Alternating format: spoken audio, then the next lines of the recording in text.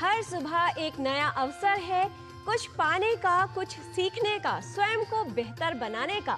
परिवर्तन से ही चलता रहता है जीवन। परिवर्तन है प्रकृति का शाश्वत नियम। सुप्रभात एवं स्वागत है आपका इस विशेष कार्यक्रम में। मैं हूं किरण भारद्वाज।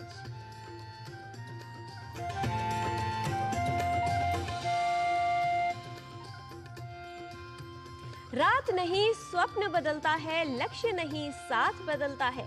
रखो संकल्प जीतने का, क्योंकि भाग्य बदले न बदले समय अवश्य बदलता है। इसीलिए समय की पहचान आवश्यक है। और आइए देख लेते हैं इसके लिए आज का पंचांग। आज का पंचांग युगाब्द 5126, विक्रम संवत 2081, शक संवत 1946, दक्षिणायन, मार्गशीर्ष मास, शुक्ल पक्ष, त्रयोदशी तिथि, शुक्रवार, भरणी नक्षत्र। आज का दिन सभी के लिए मंगलमय हो। जीवन में केवल बदलाव अर्थात परिवर्तन ही वास्तविक है। जीवन में परिवर्तन होते रहते हैं, इसके लिए हम सभी को तैयार रहना चाहिए। जीवन में हो रहे परिवर्तनों से डरे नहीं, घबराए नहीं, बल्कि उनका सकारात्मकता से स्वागत करें, क्योंकि इन्हीं से आपके जीवन की दिशा और दशा दोनों बदल सकती है। आपके जीवन में सकारात्मकता आ सकती है और जीवन को सकारात्मक बनाने के लिए अपने सोच और विचारों को सकारात्मक बनाना महत्वपूर्ण है। आइए देखते हैं आज का विचार और जानते हैं कि किस तरह से अपने जीवन में इसे उतारकर जीवन में सकारात्मक परिवर्तन लाया जा सकता है।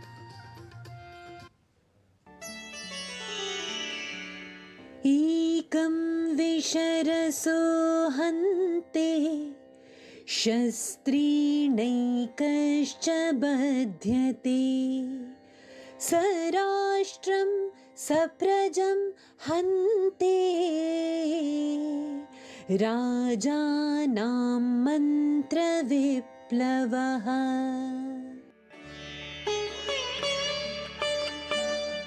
विष का रस एक को ही मारता है, शस्त्र से भी एक का ही वध होता है, किंतु मंत्रणा का प्रकाशित होना राष्ट्र और प्रजा के साथ ही राजा का भी विनाश कर डालता है।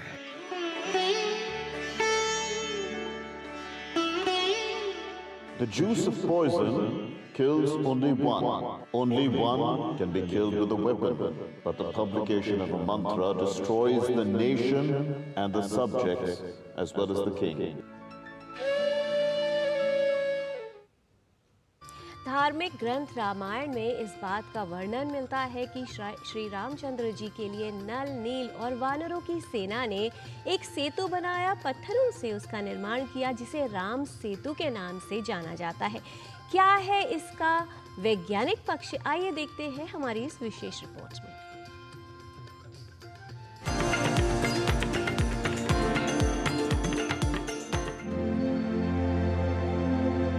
राम सेतु एक आश्चर्यजनक ऐतिहासिक पक्ष है जो भौतिक रूप में उत्तर में बंगाल की खाड़ी को दक्षिण में शांत और स्वच्छ पानी वाली मन्नार की खाड़ी से अलग करता है। राम सेतु के बारे में वाल्मीकि रामायण ही नहीं, अमेरिकी अंतरिक्ष एजेंसी नासा भी इसका उल्लेख करता है। अमेरिकी अंतरिक्ष एजेंसी नासा ने 1993 में धनुषकोडी और श्रीलंका के उत्तर पश्चिम में पंबन के मध्य समुद्र में 48 किलोमीटर चौड़ी पट्टी के रूप में उभरे एक भूभाग की उपग्रह से खींची गई तस्वीरों को दुनिया भर में जारी किया। राम सेतु की तस्वीरें नासा ने 14 दिसंबर 1966 को जेमिनी 11 से ली थी। इसके 22 साल बाद ISS-1A ने तमिलनाडु तट पर रामेश्वरम और जाफना द्वीपों के बीच समुद्र के भीतर भूमि भाग का पता लगाया, फिर उसकी तस्वीरें ली। इन तस्वीरों से अमेरिकी उपग्रह की छायाचित्र की भी पुष्टि हुई। नासा के वैज्ञानिकों ने श्रीलंका और भारत के बीच में जो चित्र खींचे हैं, वह चित्र भी इस बात को इंगित करते हैं कि यहाँ पुल बनाने की अनुकूल परिस्थितियाँ थी, अनुकूल भौगोलिक स्थिति थी और इसकी संरचना जो सैटेलाइट के माध्यम से प्रकट हो रही है, वह वास्तव में राम सेतु को पुल को ही प्रदर्शित कर रही है और उन द्वीपों को जोड़ते हुए ही यह राम सेतु मानव निर्मित पुल स्थापित किया गया था। साइंस चैनल पर दिसंबर 1917 में एक अमेरिकी TV show ancient land bridge में अमेरिकी पुरातत्वविदों ने वैज्ञानिक जांच के आधार पर कहा था कि श्री राम के श्रीलंका तक सेतु बनाने की हिंदू पौराणिक कथा सच हो सकती है। भारत और श्रीलंका के बीच 50 किलोमीटर लंबी एक रेखा चट्टानों से बनी है। ये चट्टानें 7000 साल पुरानी हैं। वहीं जिस बालू पर ये चट्टानें टिकी हैं, वह 4000 साल पुरानी है। नासा की सैटेलाइट इमेजेस और दूसरे प्रमाणों के साथ विशेषज्ञ कहते हैं, चट्टानों व बालू की उम्र में इस विसंगति से साफ है कि इस पुल को इंसानों ने ही बनाया होगा। भगवान श्री राम के साथ बहुत से योद्धा थे, उनमें अच्छे अच्छे शिल्पकार भी थे। उनमें से नल नील का नाम भी आता है। नल उस काल के बहुत बड़े इंजीनियर शिल्पकार थे, जिनको समुद्र में पुल बांधने की कला आती थी। उनको समुद्र के पानी पर जो भी निर्माण करेंगे वो अच्छी प्रकार से भली भांति निर्मित होता चला जाएगा। राम सेतु के समुद्र के पानी में कुछ फुट नीचे डूब जाने के दो पहलू हैं। इनमें एक धार्मिक और दूसरा प्राकृतिक है। राम सेतु पर अब तक दुनिया भर के शोधकर्ता कई अध्ययन कर चुके हैं। कई शोध में कहा गया है कि 15वीं शताब्दी तक इस पुल पर चलकर रामेश्वरम से मन्नार द्वीप तक पहुंचा जा सकता था। उस समय के जो पेड़ पौधे थे, नारियल के पेड़ थे, उनके तनों को, उन लकड़ियों को बिछाया गया और उनको नारियल की रस्सियों से बांधा गया। ऐसे पुल बांध करके पत्थर और मिट्टी डाल करके तैयार किया गया। एक द्वीप से दूसरा द्वीप, दूसरे से तीसरा द्वीप जोड़ते चले गए और मन्नार तक, जो श्रीलंका का तटीय क्षेत्र है, तलाई मन्नार, वहां तक उस पुल को बनाया गया। कहां से बनाया गया? भारत के रामेश्वरम के पास धनुषकोटी से लेकर। इस पुल के पानी में डूबने के वैज्ञानिक कारणों में बताया जाता है कि तूफानों ने राम सेतु की जगह पर समुद्र को कुछ गहरा कर दिया। वहीं 1480 में चक्रवात के कारण ये पुल टूट गया। फिर समुद्र का जलस्तर बढ़ने के कारण राम सेतु पद्धति के आधार पर भी यहाँ पर एक पुल था और सुनामी के कारण से ढह गया या टूटकर नीचे दब गया, समुद्र के तल में दब गया। तल भी बहुत गहरा नहीं, आज भी उसकी खुदाई करते हैं, तल बहुत अधिक गहरा नहीं है। ये सब प्रमाण कितना सही है या नहीं, यह हम समय पर छोड़ते हैं, परंतु यह विश्वास है कि भारतवासियों में कि यहाँ पर सेतु बना था। ली गई सैटेलाइट तस्वीरों में वह निशान दिखाई देते हैं। यह साफ है कि श्री राम के प्रति हमारी आस्था इस विशाल सागर से भी गहरी है। राजमंगल पांडे के साथ Janendra Singh, report, DD news.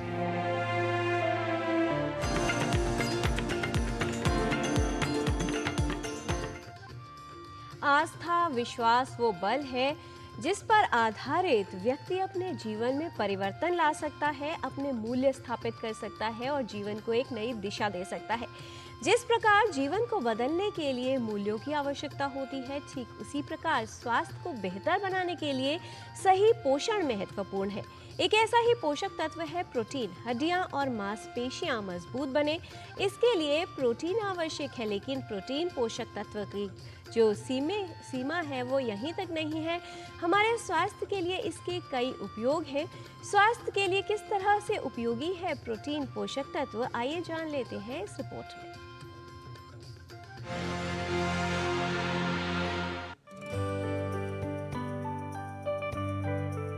बेहतर स्वास्थ्य के लिए शरीर को कई तरह के पोषक तत्वों की आवश्यकता होती है। सही पोषण से ही स्वास्थ्य ठीक रहता है। प्रोटीन हमारे शरीर के लिए महत्वपूर्ण पोषक तत्व है। ये मांसपेशियों को मजबूत और स्वस्थ रखने में सहायता करता है। साथ ही फैट और कार्बोहाइड्रेट की तुलना में भूख से बेहतर तरीके से लड़ने में सहायक होता है। प्रोटीन का शरीर के लिए महत्व काफी अधिक होता है। प्रोटीन शरीर के ऊतकों की मरम्मत और निर्माण में सहायता करता है। साथ ही चयापचय प्रक्रियाओं को संचालित करता है। पीएच और द्रव संतुलन को बनाए रखता है, साथ ही प्रतिरक्षा प्रणाली को मजबूत बनाए रखता है। ये पोषक तत्वों का परिवहन और भंडारण भी करता है और ऊर्जा स्रोत के रूप में कार्य करता है। प्रोटीन की कमी के कुछ संकेत और लक्षण हो सकते हैं, जैसे सूजन, बालों का झड़ना, भूख में वृद्धि, हड्डियों में दर्द, हड्डियां कमजोर होना, हड्डी टूटने की संभावना बढ़ जाना, बच्चों की लंबाई रुकना, रोग प्रतिरोधक क्षमता कमजोर होना और अधिक गंभीर संक्रमण। ये सभी लक्षण प्रोटीन की कमी के कारण उत्पन्न हो सकते हैं। संतुलित पौष्टिक आहार बहुत ज़रूरी है। जो हम खाते हैं वही हमारे शरीर को एनर्जी प्रोवाइड करता है, शरीर की मांसपेशियां बनाता है, दिमाग में आपको ऊर्जा देता है। जो भी हम खाते हैं उसके 5 तत्व होते हैं: carbohydrate, fat, protein, multivitamins and minerals and roughage. तो जो भी हम खाते हैं वो इसी 5 तत्वों से बना होता है और वो सही क्वांटिटी, सही तरीके से खाना ज़रूरी होता है। तो अगर हम एज में प्रोटीन खाना ज़्यादा ज़रूरी होता है, पर सबसे ज़्यादा ज़रूरी होता है विटामिन और मिनरल्स लेना। प्रोटीन बच्चों, किशोरों, गर्भवती महिलाओं और वृद्ध लोगों में अति महत्वपूर्ण है। ये वृद्धि और विकास में सहायता करता है। हमारे शरीर को कितने प्रोटीन की आवश्यकता है, ये व्यक्ति की उम्र, लिंग और वजन पर निर्भर करता है। ये समझना आवश्यक है कि कैसा आहार लेने से प्रोटीन पर्याप्त मात्रा में मिल सकता है। 5 तत्व में प्रोटीन पाया जाता है: मिल्क और मिल्क प्रोडक्ट, दूध और दूध से बना हुआ पदार्थ, मटन, चिकन, जो फिश होते हैं वो, एग्स, इसके अलावा दाल, नट्स जैसे अखरोट हुआ, बादाम हुआ, और वे प्रोटीन जो हम सोयाबीन की सब्जी खाते हैं उसमें। अगर आप नॉन वेजिटेरियन हैं तो आप नॉन वेज खा सकते हैं, मीट, चिकन ये सब खा सकते हैं। पर अगर आप वेजिटेरियन हैं तो उनके लिए भी प्रोटीन का बहुत अच्छा सोर्स है। वे प्रोटीन खाएं, न्यूट्रीनेगेट जो होती हैं, सोयाबीन की सब्जियां वो खाएं, दाल का सेवन करें और नट्स, बादाम खाएं, दूध का पदार्थ खाएं। तो इन सब चीज़ों को अगर आप एक बैलेंस डाइट की तरह खाएं, कार्बोहाइड्रेट भी खाएं, फैट भी लें, प्रोटीन की मात्रा अच्छा रखें, मल्टीविटामिन और मिनरल्स खाएं, उसके लिए आप कलरफुल फ्रूट्स और वेजिटेबल लें। और अगर फ्रूट्स और वेजिटेबल ले रहे हैं तो रफेज बनेगा, आपका पाचन अच्छा रहेगा। प्रोटीन महत्वपूर्ण पोषक तत्वों में से एक है जिस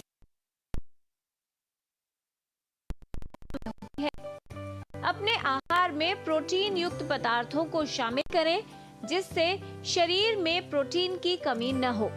आहार में प्रोटीन युक्त पदार्थों को शामिल करने से व्यक्ति को सही मात्रा में प्रोटीन प्राप्त होता है और उसका स्वास्थ्य बेहतर बनता है। किरण भारद्वाज, डीडी न्यूज। आहार और व्यायाम ये ऐसे 2 मजबूत स्तंभ हैं जिन पर हमारी सेहत की नींव टिकी होती है। यदि मजबूत सेहत चाहिए, अच्छी सेहत चाहिए, तो उसके लिए व्यायाम और आहार पर विशेष ध्यान देने की आवश्यकता होती है। यहाँ पर रुकते हैं एक छोटे से ब्रेक के लिए। आप देखते रहिए डीडी न्यूज़, हम जल्द लौटते हैं।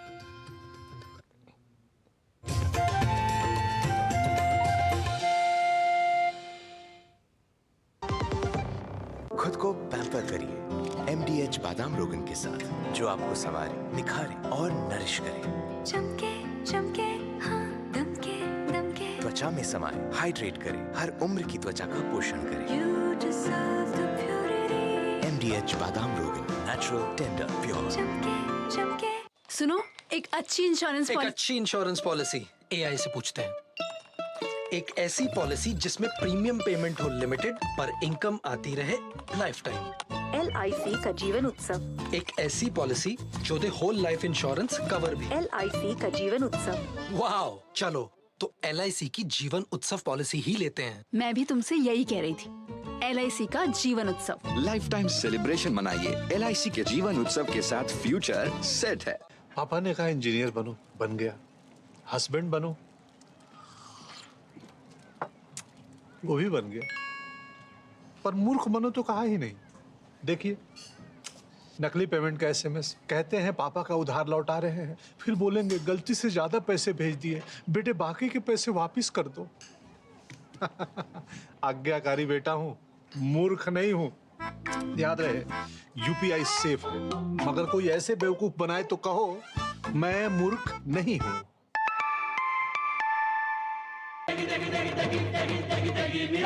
MDH की देगी मिर्च, देगी मिर्च का तड़का, अंग अंग फड़का। MDH की देगी मिर्च।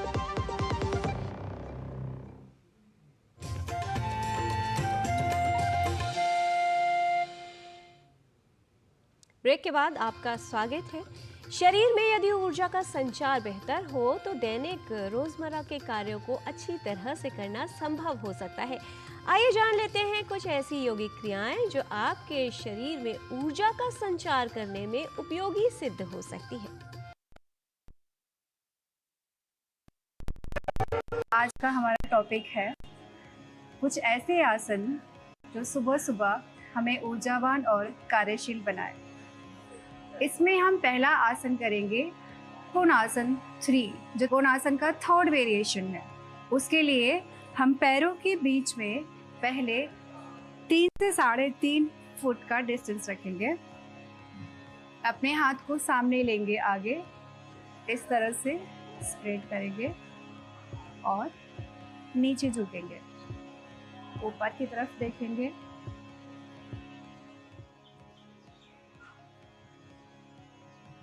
कुछ क्षण रुकने के बाद दूसरे साइड जाएंगे।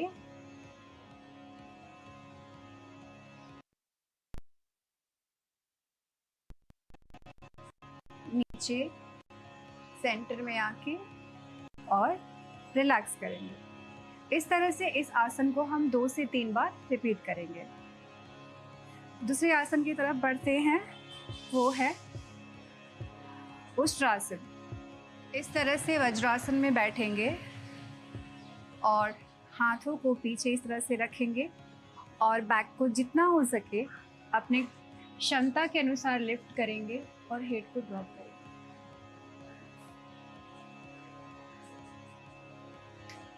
धीरे से रिलैक्स हो जाएंगे। इस आसन को भी 2 से 3 बार रिपीट कर सकते हैं। अब हम तीसरी आसन की तरफ बढ़ेंगे। इसे कहते हैं अधोमुख स्वानासन, डाउनवर्ड फेसिंग डॉग। इस तरह से घुटने को उठाएंगे और बॉडी को, अपर बॉडी को अंदर की तरफ पुश करेंगे।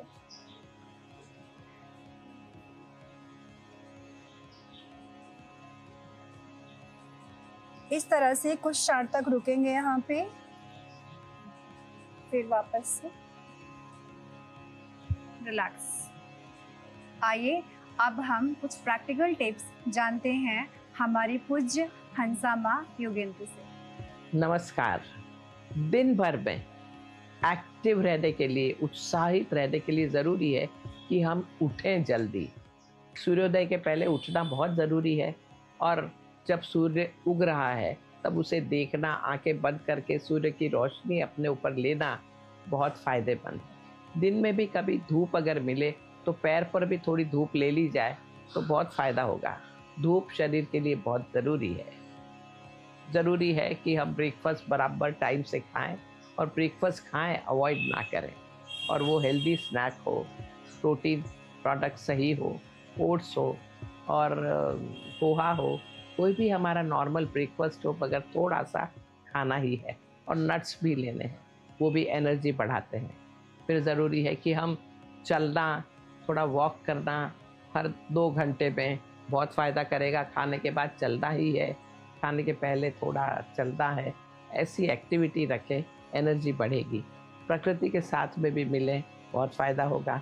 वहाँ थोड़ा सा चल लें, बीच बीच में हर 2 घंटे थोड़ा सा लेट जाए। छोटे से नैप के लिए छोटा सा नैप हो तो बहुत फ़ायदा करेगा। तो ये सब करेंगे तो एनर्जी हमेशा बरकरार रहेगी और आप हमेशा उत्साहित ही रहेंगे। नमस्कार। जिस प्रकार योग हमारे जीवन में ऊर्जा का संचार करता है और हमारे को सशक्त बनाता है, ठीक उसी प्रकार हमारा ज्ञान हमारे विचारों को, व्यक्तित्व को मजबूती प्रदान करता है। आइए चलते हैं संस्कृत पाठशाला में और सीखते हैं कुछ व्यवहार में आने वाले संवाद और उनके वाक्य किस प्रकार से बोले जा सकते हैं, उनका सही यानी शुद्ध उच्चारण क्या है, क्या लेखन है। आइए जानते हैं हमारे सहयोगी गिरीश द्विवेदी के साथ संस्कृत पाठशाला में।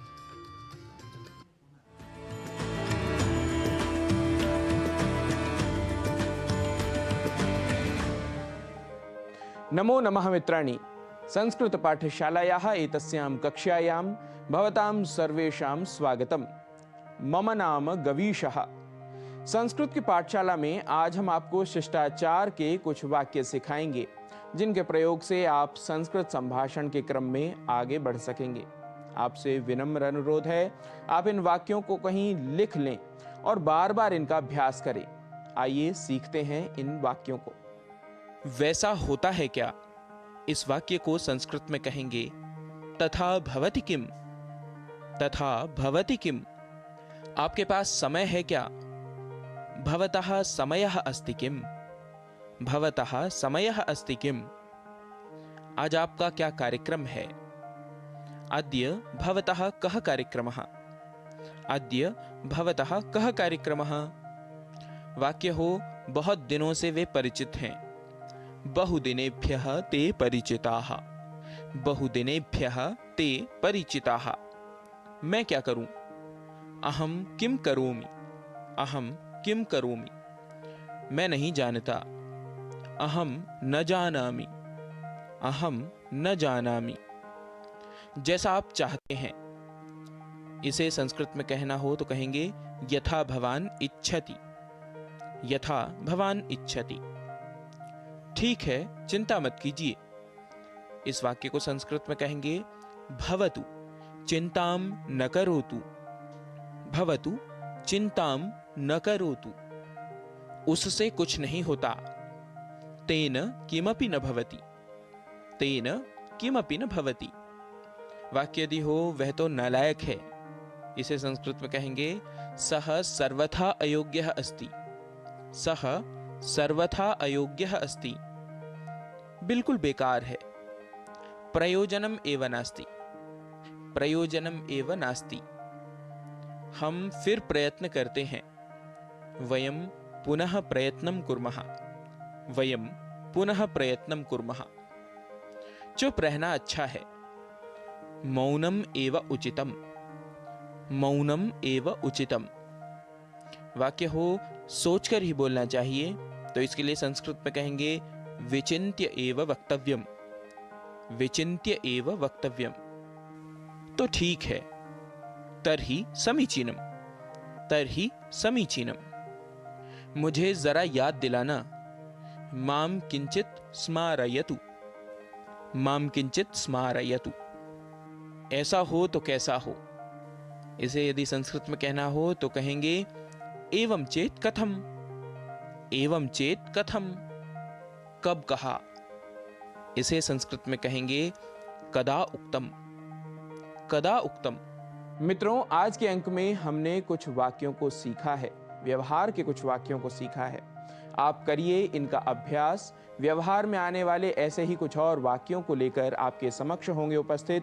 तब तक के लिए नमस्कार। नमो नमः।